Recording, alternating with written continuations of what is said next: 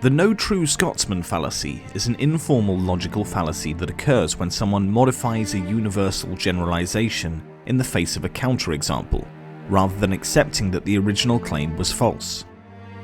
Essentially, it involves redefining the criteria for membership in a group to exclude counterexamples.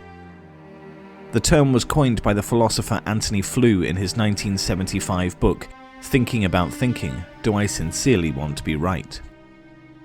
The fallacy usually takes on a form resembling the following.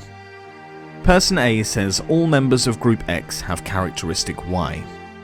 Person A says all members of group X have characteristic Y. Person B says, here's a counterexample where a member of group X does not have characteristic Y. Person A responds, well, any true or genuine member of group X would have characteristic Y. The problem with this line of reasoning is that it doesn't actually rebut the counterexample.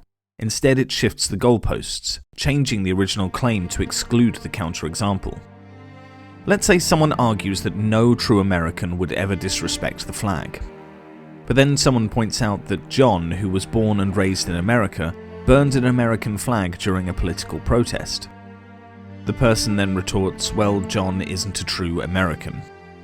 In this case, the original statement, no true American would ever disrespect the flag, is modified to exclude John, thereby sidestepping the counterexample rather than dealing with it directly.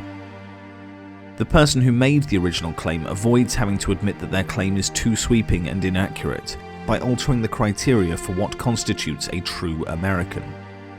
By doing this, the person is committing the no true Scotsman fallacy, protecting their original claim from falsification by arbitrarily redefining its terms. This kind of reasoning is faulty because it doesn't allow for any possibility that could prove the original statement wrong, making it essentially unfalsifiable, and thus not a sound argument.